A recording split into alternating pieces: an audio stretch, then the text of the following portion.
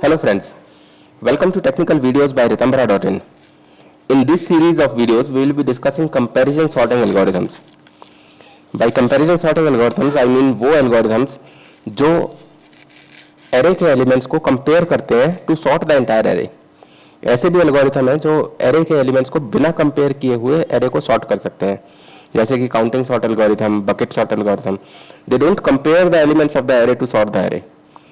But we will be discussing in this series only the algorithms which compare the elements to sort them.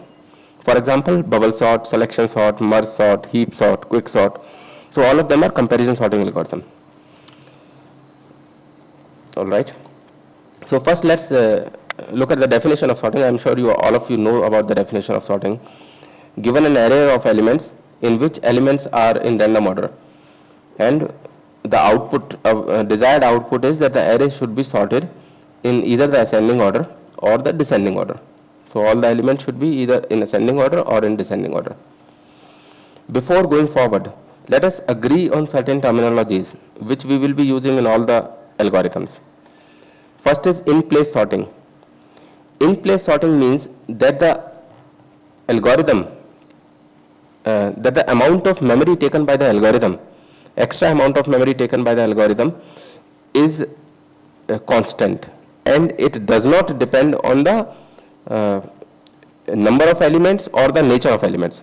For example, अगर मेरे पास 10 elements की एक array है, तो suppose मेरा algorithm extra amount of memory कम लेता है.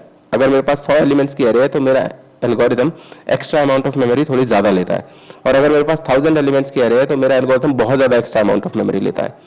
That means my algorithm is not an in-place sorting algorithm. Please note here that we are not talking about the memory taken by the array itself. Array जो memory ले रही है वो तो लेगी. We are talking about the extra memory which is taken as part of the algorithm to sort the array. Second is stable sorting algorithm. Stable sorting means that if two elements of the array are same in the input array, then their relative position in the output array is same as in the input array or changed. If it is same, then the sorting algorithm is stable sorting algorithm. If the relative position changes, then it is unstable sorting algorithm. For example, if input array is 2 1 2 4, इसमें 2 दो बार आया हुआ है, and the output array is 1 2 2 4, obviously the output array will be 1 2 2 4.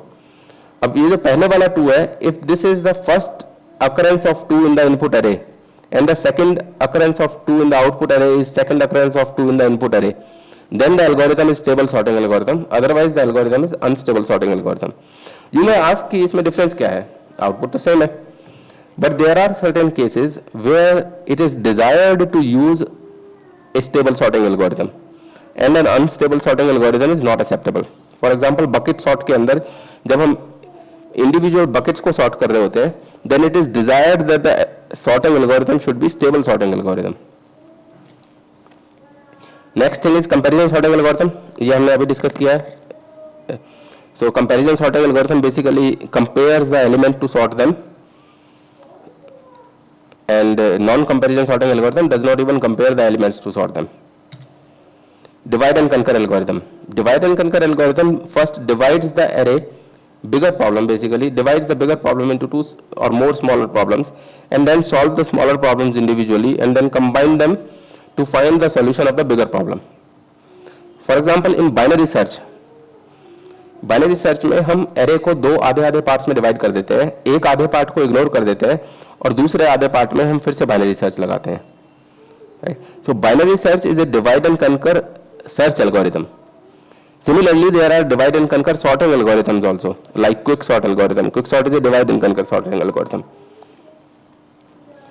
So let's discuss bubble sort first.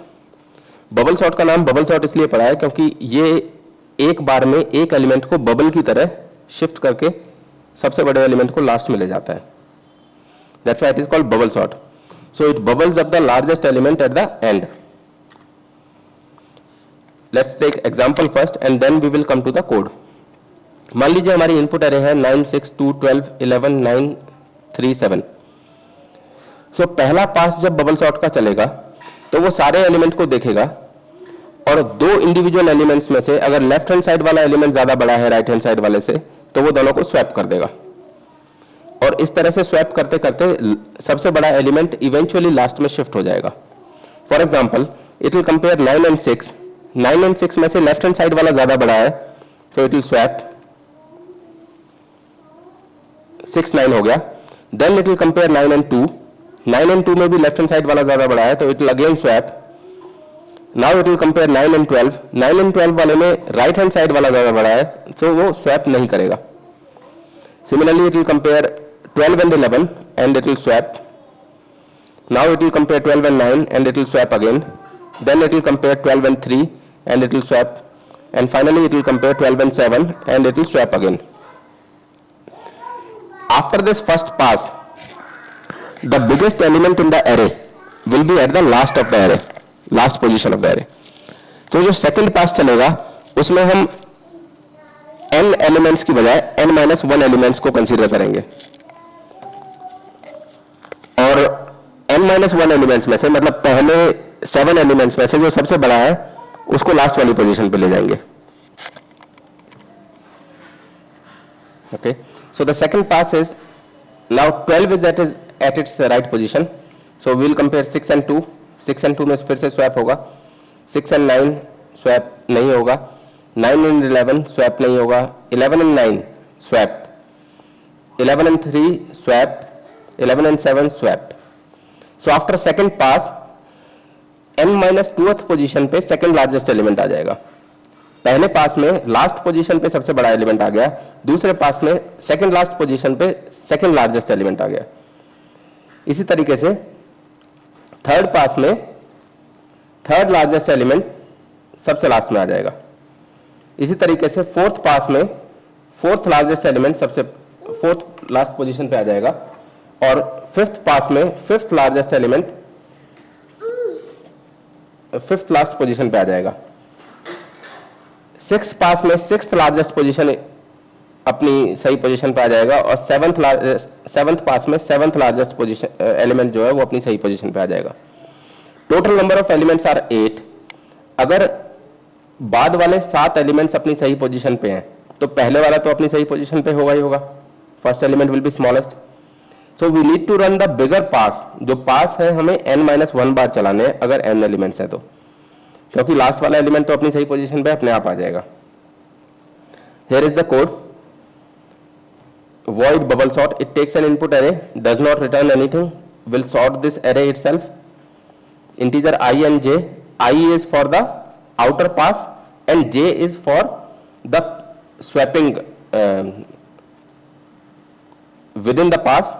हमें कितने elements को swap करना है या नहीं करना है। So for i is equal to 0 to n-1 i plus plus. j is equal to 0, j is less than n-i-1। j 0 से लेकर और लास्ट एलिमेंट तक जाएगा पहले पास में। j 0 से लेकर और सेकंड लास्ट एलिमेंट तक जाएगा दूसरे पास में। 0 से लेकर थर्ड लार्जेस्ट एलिमेंट तक जाएगा थर्ड पास में। तो इसलिए 0 से लेकर n-i-1th एलिमेंट तक जाएगा ith पास में। And finally it will check that if element at j is greater than element at j plus 1। jth position पे जो एलिमेंट है अगर वो j प्लस 1th पोजीशन पे एलिमेंट से बड़ा है तो उन दोनों को आपस में स्वैप करा दो। As you can see there are 2 for loops, nested for loops, so the complexity of this will be on the order of n square. चाहे वो बेस्ट केस हो, वर्स्ट केस हो, एवरेज केस हो, हर case में ये पूरा iterate होगा ही। ऐसा नहीं है कि किसी केस में हमने बीच में रोक दिया इसको। So in all the cases the time complexity, the time taken by the algorithm will be on the order of n square. What will be the extra amount of memory taken by this algorithm? Constant. ये सिर्फ 2 variables extra use करेगा, i और j। आपकी array की length 1 है या 100 है या 1000 है, irrespective of the length of the array, the amount of extra memory taken by this algorithm will be constant. So we can say that it's a in place sorting algorithm. So extra space taken is constant. Now there can be some optimizations in the best case of bubble sort.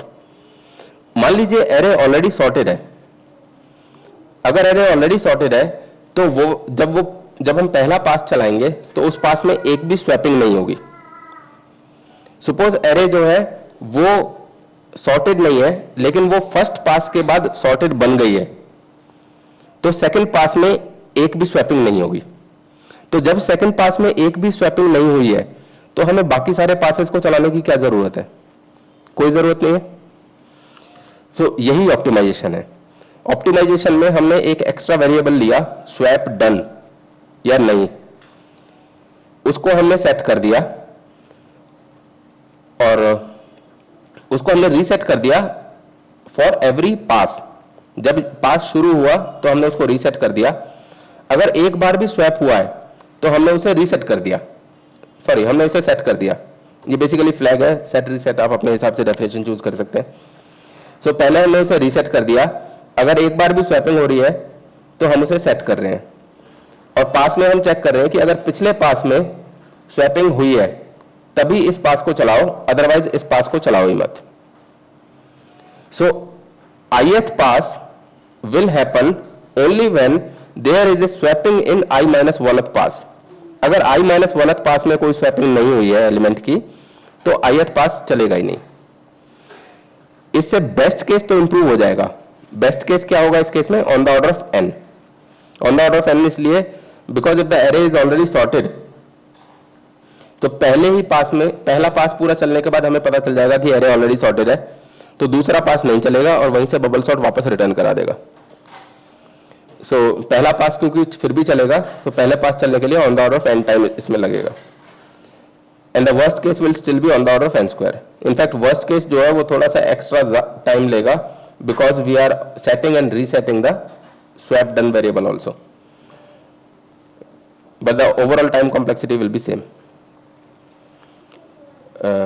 For details around this bubble sort, you can visit at the link given in the descriptions, and for more interview questions and technical discussions you can go to www.ritambara.in. In the next series we will be discussing selection sort. Thank you.